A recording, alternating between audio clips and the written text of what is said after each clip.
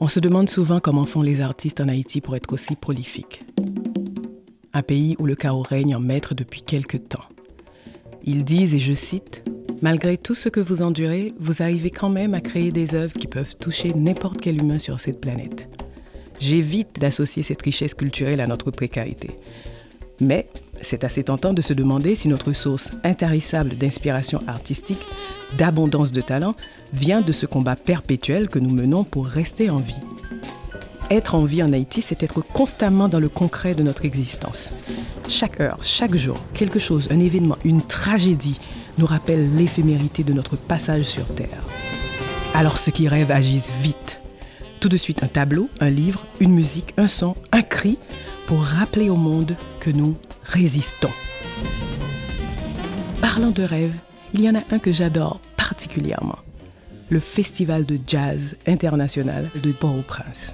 Un voyage merveilleux en plein mois de janvier au cœur du jazz international avec des musiciens de partout qui arrivent sur notre île mystérieuse. Les deux créateurs de ce merveilleux projet sont Milena Sandler, spécialiste en événementiel et en communication. Je ne veux surtout pas oublier de vous dire que c'est aussi la fille de la grande Toto Bissinte, chanteuse et comédienne très connue et très ancrée dans la culture haïtienne.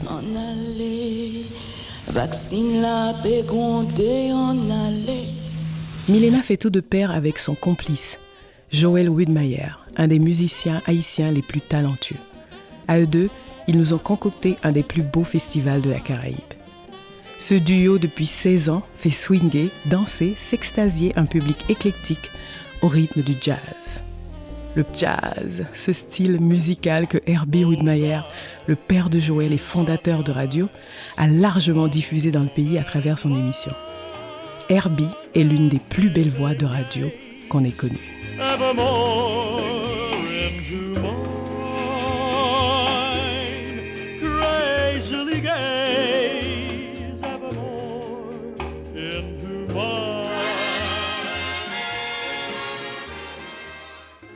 Mon père, évidemment, musicien, tous les frères Widmayer, je peux dire, élevés dans cet environnement de musique et de radio. Donc je crois que tout naturellement, quand il a commencé cette émission de radio sur le jazz, je crois qu'il a beaucoup influencé le public haïtien dans le jazz en Haïti, mon père. Very good morning, everybody. This is Herbie here once again with Easy Jazz for you on this 100.1 spot, Radio Metropole. Il a fait cette émission pendant plus de 10 ans, ensuite Richard, mon frère, a continué. Bon, c'est comme une histoire de famille, quoi. Après ça, on a fait Éclair, le groupe des années 80 qui faisait de la musique de compas fusion.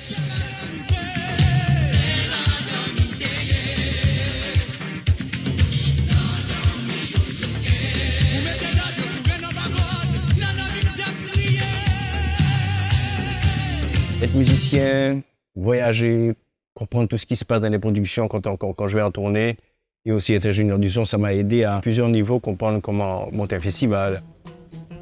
Enfin, j'avais toujours ce rêve de faire un festival, et c'est grâce à Enrique Gomez et Pascal Monnier qui étaient de l'ambassade du Mexique. Lui était le premier secrétaire de l'ambassade du Mexique, et Pascal, sa femme, musicien qui jouait à la basse, il parlait de musique évidemment. Et ils nous ont dit, mais pourquoi on ne fait pas un festival de jazz en Haïti et tout ça? Je me suis dit, bon, allez-y, vous pourrez aussi pouvoir les autres ambassades y embarquer. Et ce qu'ils ont fait effectivement, et tout de suite, les autres ambassades sont embarquées dans ce projet un peu fou, et puis on est allé dans le projet, ma tête baissée, sans vraiment savoir que 16 ans après, ça allait continuer, et que, en fait, on a gardé la même formule, 8 jours de festival, et les partenaires vraiment qui ont eu le projet très bien. Les ambassades, les partenaires et les sponsors. Donc, la plupart des sponsors sont les mêmes. Ils sont restés fidèles à nous et nous fidèles à eux aussi. On a fait ça au Champ de Mars à l'époque. Et l'année d'après, le ministère de la Culture s'est engagé avec nous. On se disait, est-ce que le kiosque va faire l'affaire? Parce qu'il faut vraiment beaucoup de monde. Est-ce que le jazz va intéresser? Eh bien, il y a eu beaucoup de gens. C'était vraiment intéressant de voir qu'il y avait des badauds qui n'étaient même pas au courant forcément du festival, qui se sont arrêtés. Des marchands étaient là à écouter et à danser. C'était magique. Je vais en Haïti, le peuple souffre, mais on vit, on exulte, on tombe, on se redresse, on continue, on crève de faim, mais ça bouge et ça bouge tout le temps. Toto Bissinte, ma mère, est quelqu'un qui a cherché la justice. Toute sa vie, ça a été son combat. Elle a œuvré pour la cause haïtienne, mais pour la cause aussi de tous les peuples opprimés. Et je crois que ce que nous faisons aujourd'hui au Pape Jazz, on ne cherche pas nécessairement la justice, mais on va dans le même sens, où on a créé ce festival, et c'est un festival qui parle à tout le monde, qui veut inclure tous les publics, et on sait qu'on a beaucoup de publics différents, et c'est un des rares événements qui inclut tous les publics. Le Pape Jazz, c'est, je crois, le seul événement, peut-être à part du carnaval, qui est capable de réunir l'ensemble de la population haïtienne. Donc, on voit sur les scènes, notamment hors du Caribé, des personnes de toutes classes, de tout horizon, juste se réunir autour de la musique. Et ça, c'est quelque chose d'extraordinaire, notamment parce que les concerts sont libres d'accès, sont gratuits, donc qui permet à tout le monde d'y participer. Ce retrouvailles des gens, la communauté internationale, locale, les artistes, et c'est là cette dynamique que j'aime beaucoup et que je vais garder avec moi quand je vais quitter Haïti. Le jazz en soi, cette musique en soi, c'est une musique de partage, c'est une musique universelle. C'est une musique qui n'a pas de frontières, qui n'a pas de nation, qui n'a pas de nationalité. C'est une musique qui est très ouverte. Ce qu'on a réussi à faire au festival, c'est qu'effectivement, le jazz, en tout cas en Haïti, était perçu comme une musique d'élite. Et comme la musique classique, le jazz est une musique qu'il faut apprendre. Il y a un apprentissage et donc je crois que c'est aussi ce qu'on a réussi à faire. C'est donc de démocratiser le jazz. La manière dont on a réussi à intégrer le jazz, à faire que le jazz est devenu connu de tout le monde, c'est justement en programmant chaque soir une musique populaire. Les gens viennent peut-être pour Boukman, mais en attendant, ils auront entendu du jazz. Et c'est comme ça qu'on a réussi justement à faire que les gens aiment le jazz maintenant.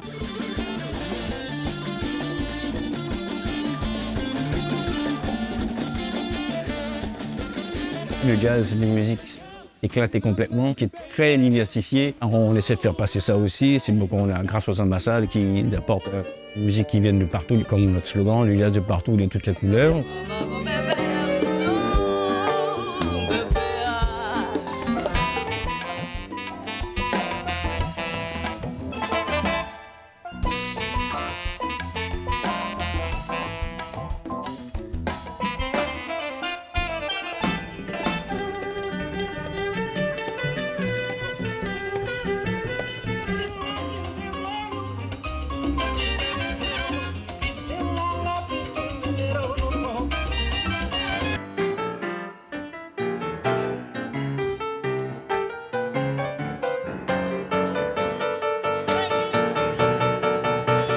Frank Silas, y'all.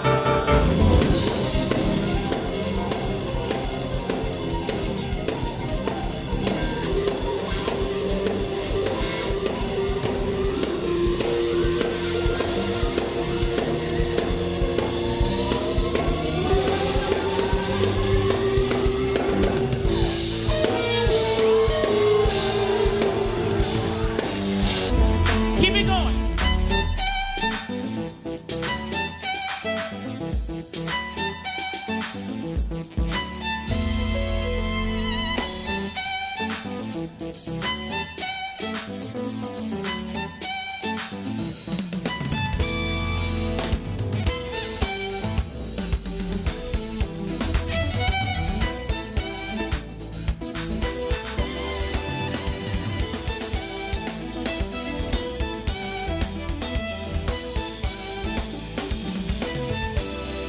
C'est un choisir être très sensible à la musique, elle essaie de comprendre tout de suite ce qui se passe sur scène. Quand le musicien joue, il improvise, même s'il ne comprend pas l'harmonie qu'il fait, tout ça, c'est plus complexe, mais il comprend. Quand le musicien passe quand même ses émotions, il sait comprendre, il applaudit, il réagit par rapport à la musique qu'il écoute. Donc on a un public quand même facile et assez réceptif. Voilà, donc ça aide énormément.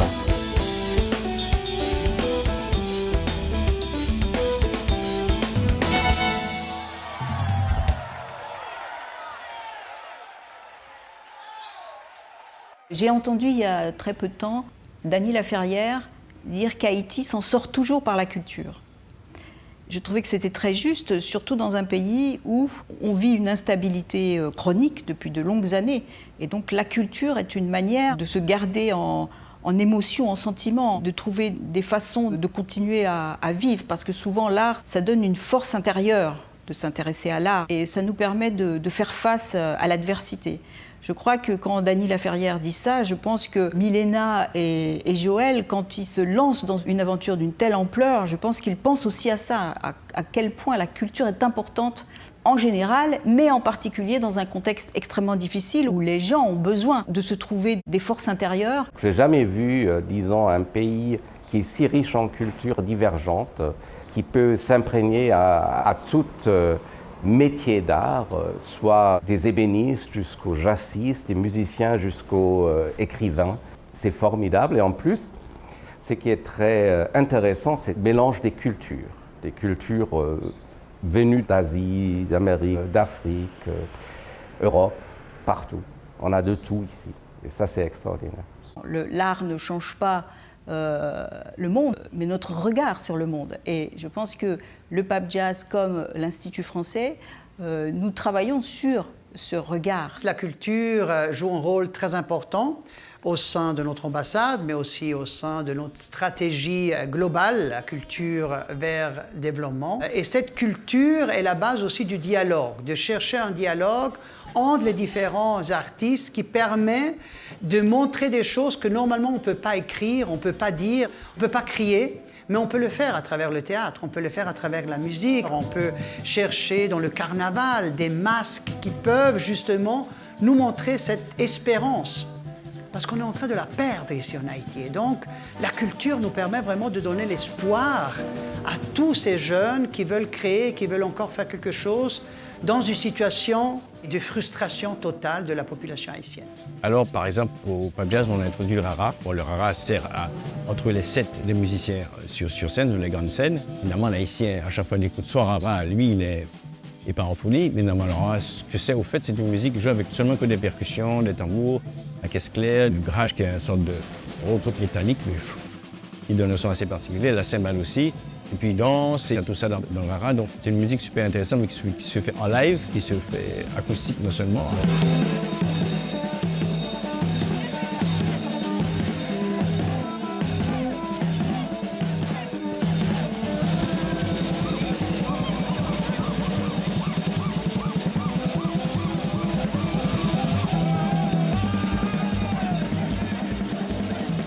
Chaque fois que les musiciens qui viennent de l'étranger écoutent cette musique, ils sont fascinés par ce son-là qu'ils ne connaissent pas du tout.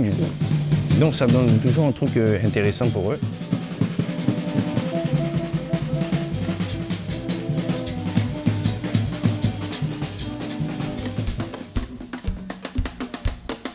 Et aussi d'écouter les musiciens haïtiens, le jeune groupe haïtien qui font du créole jazz, qui introduit de la rythmique de chez nous, les rythmes dans leur musique. Pour eux, c'est toujours fascinant d'écouter ces rythmiques, ces rythmes qu'ils ne connaissent pas du tout.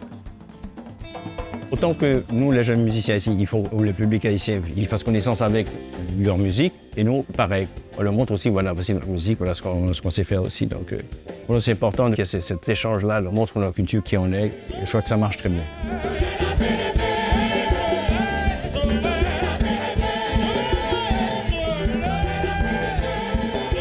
La culture, justement, nous montre que nous sommes riches et les artistes sont plus conscients de leur richesse parce qu'on voit qu'il y a quelque chose que nous pouvons donner, que nous pouvons partager.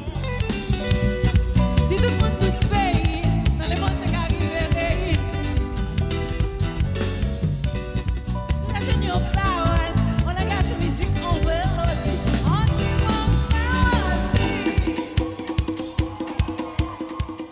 À chaque fois, dans la programmation, on cherche systématiquement à montrer le meilleur de la musique haïtienne. Le festival international, c'est vrai, mais la musique haïtienne fait besoin de toutes ces formes. Que ce soit qu'on parle de la chanson, de la musique latine, de la musique traditionnelle et du créole jazz, donc on montre le meilleur à notre public, le public du Pape Jazz, et aussi au public étranger, les gens qui sont là.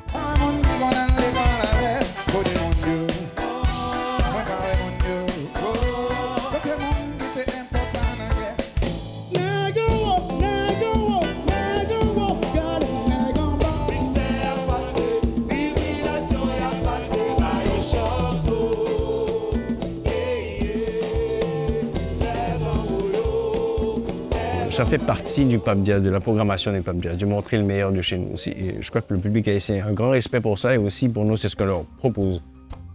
On sait quand on vient au Pape Jazz, on va écouter quelque chose d'intéressant. On va écouter une musique valable, une musique à un certain niveau, que ce soit ce qui vient de l'extérieur ou que ce soit de chez nous. Ça fait partie du Pape Jazz, quoi. Le Creole Jazz, c'est ça aussi.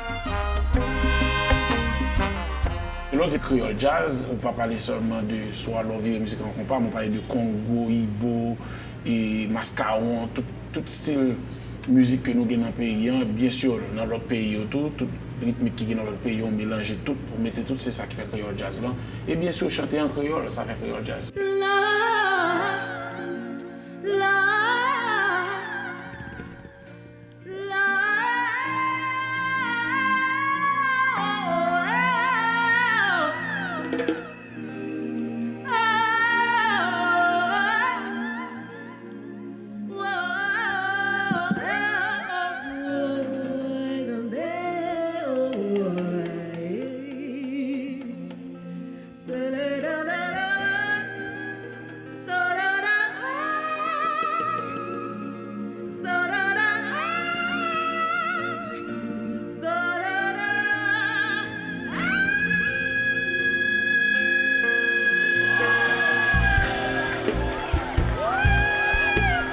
Je viens de la Guadeloupe et ça fait très longtemps que je rêve de venir et de participer justement au Festival de Jazz d'Haïti. Et c'est pour moi un honneur d'être ici pour la première fois, mais en plus dans le cadre d'un spectacle si fédérateur. Pour moi, le Pape Jazz, c'est un festival très important pour l'Haïti et pour tous les musiciens qui viennent de tous les pays différents. C'est très important pour ces musiciens d'avoir une expérience haïtienne et je crois que c'est très important pour la culture de Haïti d'avoir ce festival.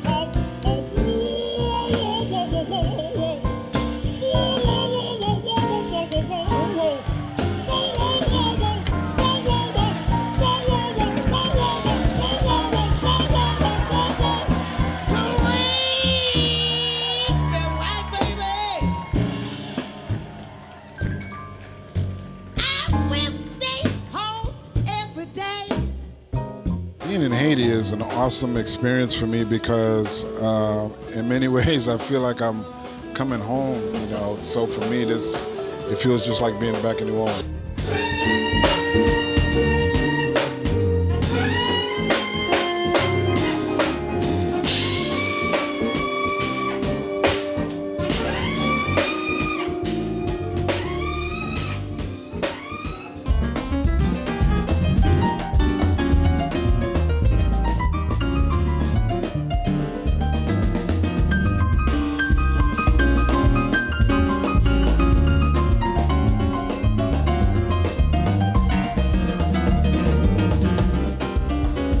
De par le fait de mes origines, j'essaie de faire en sorte que d'abord la musique de chez moi puisse évoluer. Quand je dis la musique de chez moi, je ne parle pas de la musique de la Martinique spécialement, mais de la musique de toute la Caraïbe. De l'aéroport, je pensais, je disais, mais c'est comme si j'étais à la maison, quoi. Il y a vraiment cette connexion.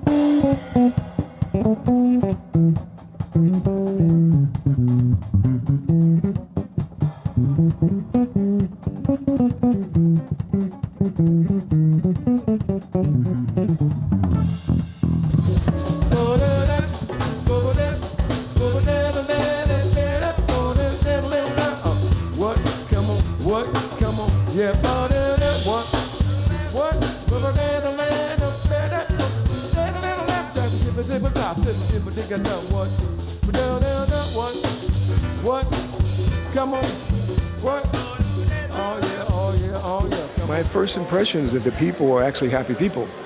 That's my first impression. Also, the second impression is that I'd like to come back. Pape Jazz, nous pas qu'à pas là. connais que m'aimer avec yon passion. Ou pas ouais que c'est toute adoration.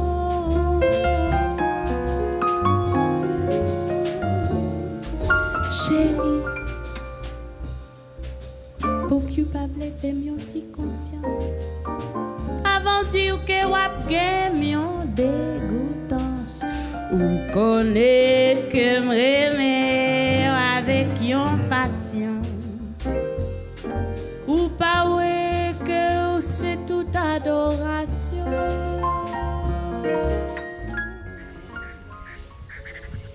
On a toujours fait des workshops avec des artistes étrangers quand ils viennent en Haïti. Pendant toute la semaine du festival, il y a des workshops pour justement que les jeunes artistes haïtiens puissent être en contact avec les artistes, avec ces workshops qui sont très importants pour eux parce que je vois qu'ils ont énormément appris en écoutant la musique que voir jouer les musiciens parce que je dis toujours, moi j'ai pas eu cette occasion-là comme musicien à l'époque où je faisais du jazz, il n'y avait pas de YouTube.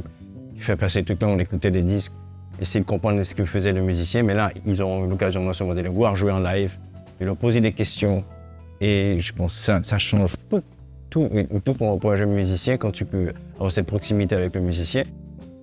Et puis aussi, on avait Claude Carré qui anime des ateliers et aussi qui est prof de musique, qui a beaucoup aidé aussi cette génération de musiciens. Et je suis responsable des ateliers. J'anime, je fais la traduction, je parle avec les jeunes qui sont là, j'essaie de faire l'interaction entre les musiciens étrangers et les musiciens locaux. Donc chaque année, on collabore. Au début, dans les ateliers, l'interaction avec les musiciens étrangers était plutôt bancale. Il y avait des questions qui ne faisaient pas beaucoup de sens. Mais maintenant, au fur et à mesure, non seulement les questions deviennent beaucoup plus pertinentes, mais parfois il y a des petits jams entre les musiciens étrangers et les participants qui sont beaucoup plus intéressants.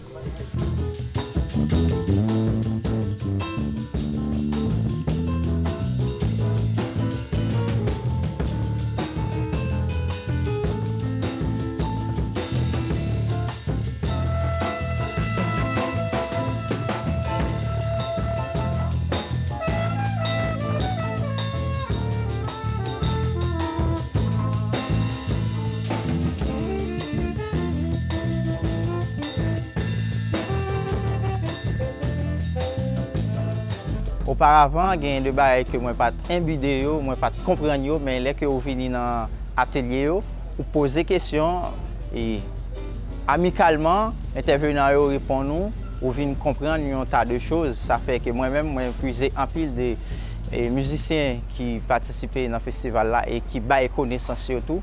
Moi, j'ai gagné un grand avancement qui fait. Comment vous faites pour travailler ça, les briques, les jeux d'ensemble? Est-ce qu'il y a une personne qui propose ça?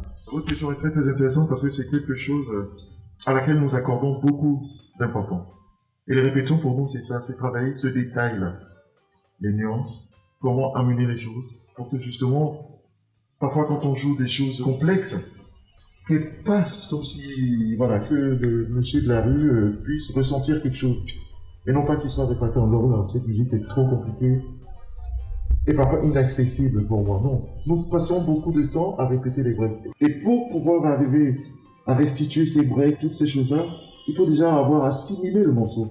Grâce au Pop Jazz, il y a une grande diffusion du jazz, non seulement au niveau de l'écoute pour le public, mais au niveau des musiciens aussi qui ont la chance de participer aux ateliers. Il y a plusieurs ateliers par jour. Et chaque jour, et ça fait beaucoup, des musiciens qui viennent d'horizons divers, qui ont des expériences différentes et qui les partagent avec les participants.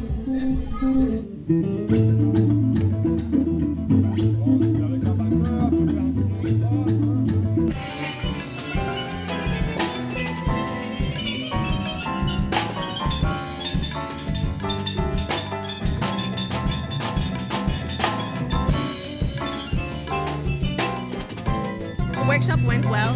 We had a lot of questions, which I expected. Everyone was engaged, and I also gave the opportunity for people to see the inside of my instrument. Because usually when I play, you can't see what I'm doing, you just see my hands moving. So I was able to show everyone the instrument to get an up-close look at what it's like on the inside and understand how the notes are laid out. C'est toujours très éducatif et très édifiant pas que pour eux, aussi pour nous, de les rencontrer et d'essayer de faire de la musique ensemble. Ils ont adoré, ils ont posé des questions, ils ont même chanté. Que demande le peuple? Nous sommes heureux. L'évolution, je la vois maintenant. On est en 2021. J'ai la chance d'être invité pour la 3e fois au festival et ça fait 6 ou 7 ans que je suis parti du pays. Et là, je redécouvre tous ces jeunes musiciens dans leur génération de 17 à 25 ans qui sont devenus des musiciens professionnels. Et c'est vraiment satisfaisant de voir qu'avec un petit effort et en leur laissant la chance de s'exprimer et de s'épanouir, il y a du résultat. À l'époque, j'étais jeune et je ne vraiment connu Pap Jazz. Là, je viens faire connaissance avec Marc Richard et Claude Carré, bien sûr. Je viens vraiment voir l'importance d'un festival pareil en Haïti. Depuis là, je viens connaître qu'ils ont fait atelier. Donc, chaque jour, je suis dans tout atelier. Je viens connaître qui ont jam session. Avant de me connaître, je viens dans la jam session. Je ne mets pas jouer parfois parce que je n'ai pas de niveau pour ça. Et moi, je make sure que moi j'étais là pour assister à l'autre grand musicien qui vient jouer. Et ouais, l'autre musicien qui joué t'a inspiré, te permettre moi grandir, venir apprendre plus de bagailles. Donc ça a beaucoup aidé à ces jeunes musiciens à progresser dans le jazz, dans le créole jazz, aussi faire comprendre le concept du créole jazz et à tous ces jeunes musiciens. Et il y en a qui promettent beaucoup. Ça fait 16 ans maintenant que le Pap Jazz existe. C'est presque une génération. Donc du coup, l'Institut français et le Pap Jazz se rejoignent sur cette mission-là, l'émergence de nouvelles générations d'artistes. Et je pense aussi que les afters, où on programme en général donc dans des restaurants des musiciens émergents ou en tout cas jeunes musiciens haïtiens, c'est un peu l'objectif. Les afters sont un moment privilégié où ils ont l'occasion de jouer en jam. Ils jouent avec des stars du jazz, donc ils ont envie de montrer ce qu'ils sont capables de faire. C'est des moments assez extraordinaires. C'est des moments magiques. Tu vois même les stars qui viennent de partout, qui jouent entre eux, et les musiciens haïtiens, ça donne un truc vraiment formidable. Pour moi, il y a beaucoup de grands moments importants qui se sont passés dans les afters, au festival, sur scène.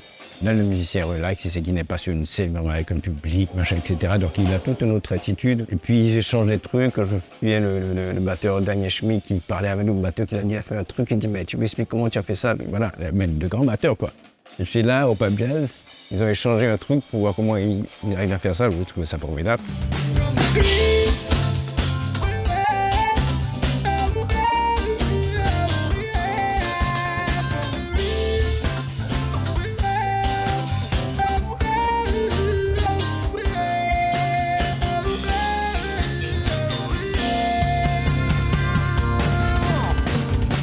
Moi, je me souviens, ils ont commencé à juste sur une bouteille comme ça, la cling, cling, cling, cling, cling. Ça a pris comme ça et en fait, tout le monde s'est mis à jouer d'un instrument. Et puis en 2021, là, avec les... il y a des jams avec des musiciens. Ouais.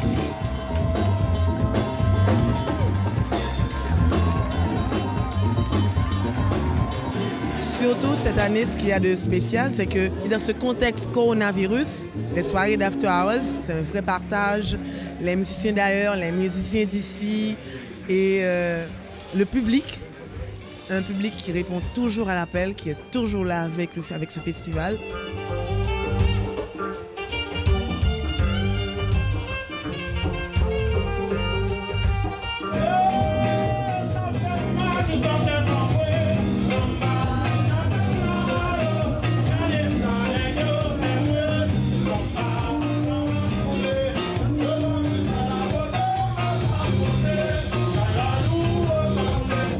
Boca, servisorier, en baladia, assoy am pas dormi. Ya pas petit, Kenya Boca, badane, assoy am, petit, yas maman, en aller, servisorier, en baladia, assoy am pas dormi.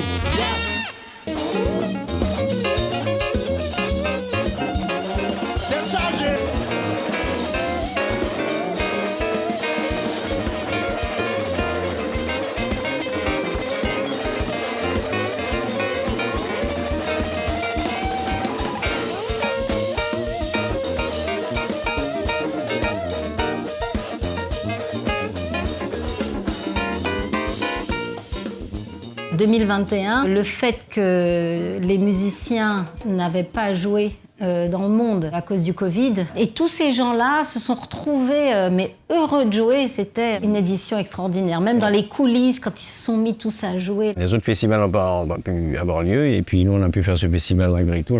Parce qu'on avait donc quasiment pas de Covid en Haïti. Oui. C'était un festival extraordinaire.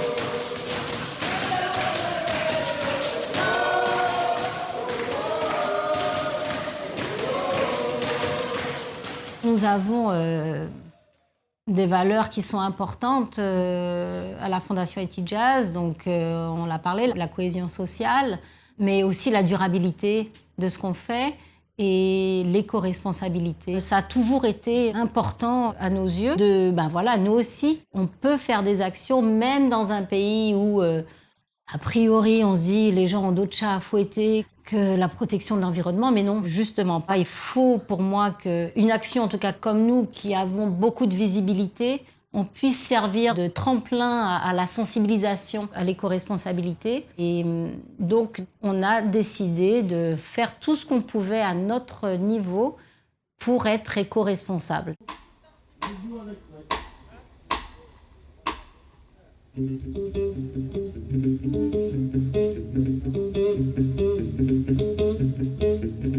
On parle de musique, donc le son doit être bon, ça c'est clair. On a pu avoir, grâce à l'USAID et à l'ambassade de Suisse, la meilleure bande d'ondes pour avoir du matériel de son et de lumière. Aussi faire venir un ingénieur du son de l'étranger pour former ceux d'ici. Et ça, automatiquement, ça donne au festival un bon son, un bon ingénieur du son qui sait exactement ce qu'il fait, qui a pu faire le montage du son pour un festival. Donc ça c'est important pour nous, on a pu faire, avoir un bel éclairage, une belle scène bien éclairée. Surtout en 2021, on a vraiment c'était super bien.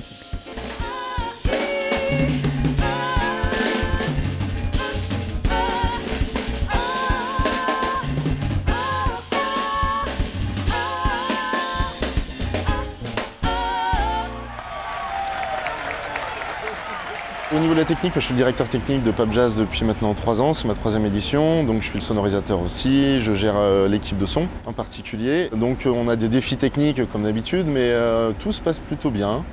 On est on time, on fait nos shows on time et nos soundchecks aussi on time, tout rentre dans les cases. J'ai eu la chance de pouvoir donner des formations dans le cadre AROC avec la communauté européenne, donc on a donné des formations en sonorisation et en lumière, avec un ami régisseur de France, Yvan Lebert. En fait, on a eu toute une partie théorique qui s'est passée donc à l'université. Ensuite, on a voulu aborder la pratique et tout de suite être dans le bain. Donc, ils ont participé avec moi au festival, donc chacun sur des postes, on tournait, etc. Là, on était vraiment dans le cœur du sujet, dans la technique, dans la réalisation même technique du festival. Aujourd'hui, on a une équipe solide et chacun connaît sa tâche. On est une famille en fait, Vraiment le Pap Jazz c'est une famille avec des gens qui peut-être aujourd'hui sont un peu partout, mais la situation oblige, mais on a fédéré beaucoup de gens autour de nous. Ce qu'on a pu faire, c'est partager notre amour et notre passion pour ce festival à cette équipe-là, à tous ces gens. Nos enfants qui travaillent avec nous aussi, on a pu partager ça avec eux et du coup tous ces gens-là sont partants à chaque édition pour faire le meilleur festival chaque année. Le festival c'est un show, c'est l'accueil, c'est beaucoup de choses en même temps et en fait le musicien c'est l'acteur principal. Pour le festival, le musicien l'acteur principal, il doit être chouchouté aussi comme il faut. Les musiciens nous disent ça à chaque fois, que le Pap Jazz est vraiment unique. Il y a un groove, il y a un feeling qui est unique dans ce festival.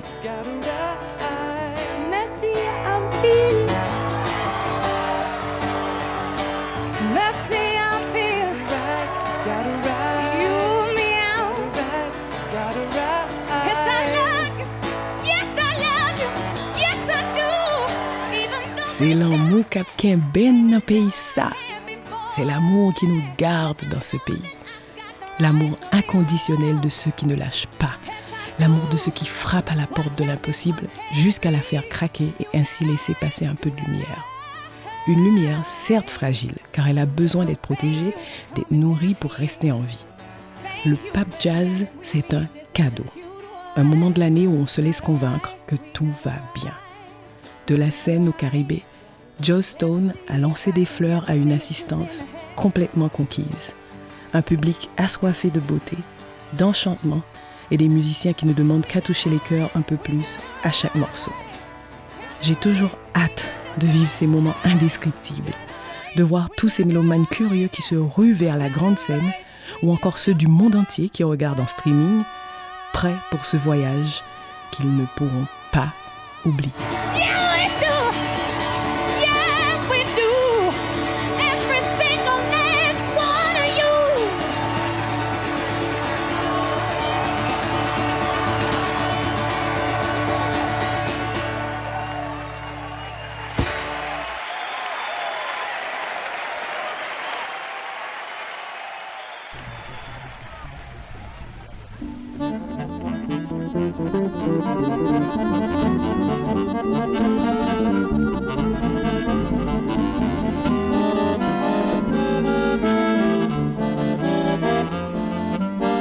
I was excited about the idea of being here. Just the idea of being here was fantastic.